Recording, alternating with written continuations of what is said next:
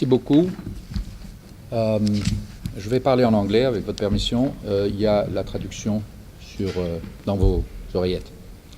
Excellencies, ladies and gentlemen, it's a really great pleasure for me to welcome you today here and to represent, not only to represent the Secretary General, who regretted that he was unable to be with you, who sends his best wishes for a successful meeting, but I'm also very happy on my own behalf to see you all here. And I would like to thank the Association for its long-standing commitment to the promotion of peace, human rights and multilateralism. It is particularly fitting that you meet in Geneva, for the banks of Lake Léman witnessed the birth of modern codified international law in 1864 with the signing of the Geneva Convention. In the years that followed, and in spite of several monumental setbacks, a real revolution in international law has unfolded. Humanity has forged a global architecture of international law based on a series of treaties and anchored in global institutions like the United Nations and the International Criminal Court, as well as regional bodies like the European Court of Human Rights and the African Court on Human and People's Rights. At the heart of this revolution is the enshrining of the rule of law, the only guarantor of individual rights and of the peaceful resolution of conflicts between states, regardless of their respective power. Without the rule of law, we cannot have peace, development, or human rights. With it, we have a durable framework to address the global challenges of today and tomorrow, which know no borders. From time immemorial, the iron law of the Melian dialogue held true. The strong do what they can, and the weak suffer what they must. Today, arguments of state sovereignty no longer guarantee immunity from prosecution.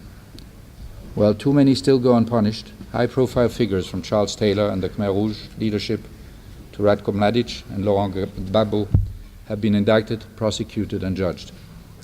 Those who commit war crimes, crimes against humanity, or genocide can no longer assume they will be forever out of the reach of international justice. While progress has been made thanks to the collective actions of member states, international organizations, and NGOs, we still have a long way to go on this issue as well. The future of the rule of law depends on our ability to sustain the progress made. In the past century, there have been times when the international community has failed to do so, with devastating consequences. Sadly, in places like Syria, Iraq, and South Sudan, and Yemen, the global community has once again failed to defend the rule of law, enabling actors to violate human rights and international humanitarian law with impunity. This situation is a product of a series of factors which now threaten to undo progress made on the rule of law. After a prolonged drop in their numbers, the world is witnessing a worrisome rise in new conflicts of a nature different from those in the past. Today's struggles are generally asymmetric, internal conflicts, with many actors benefiting from the support of rival global or regional powers. As the international balance of power changes, unpredictability has risen and divisions deepened, hampering efforts to hold actors to account. Within states, fragility has increased as the rule of law has been undermined by political divisions, corruption, weak institutions, poor governance, marginalization, and exclusion. Compounding these sources of fragility are global megatrends like population growth, climate change, unsustainable development, population flows, and water scarcity. The impact of these trends is particularly felt in already fragile countries, leading to a vicious cycle. Even in developed countries, however, trends like globalization and technological innovation, in spite of their overall positive impact, have contributed to inequalities and the feeling in some communities that they are abandoned, ignored, or victimized. The resentment that follows weakens the bonds that bind together society and undermines confidence in public institutions and leaders at every level of governance. A November 2016 poll carried out by Ipsos Public Affairs found that 63% of respondents in 25 states said their country was heading in the wrong direction. Public confidence is further eroded by the unequal applications of laws, at home and abroad. The related narrative of us against them dangerously undermines the fact that our common future in an interconnected world demands a shared responsibility. These narratives have led to a nationalist and populist reaction with serious repercussions for international law. Some countries have announced plans to withdraw from the Rome Statute of the International Criminal Court, and others have threatened to do so from other institutions. Others have simply ignored the rulings of international tribunals and courts of arbitration, while some persist in their steadfast refusal to even join these bodies. For example, only 2 permanent members of the United Nations Security Council have signed and ratified the Rome Statute, France and the United Kingdom. Too many people no longer believe that these institutions serve them or their interests. With institutions coming under fire, so do the fundamental values that they represent and uphold, such as human rights and protecting the most vulnerable populations, such as refugees, internally displaced persons, and those in urgent need of aid. These centrifugal elements are threatening multilateralism and the rule of law, just as both are needed more now than ever. We are today far more vulnerable to threats that no one state can address alone. Trade, climate action, and counterterrorism are just some of the issues on which each state depends on others, abiding by treaties and agreements.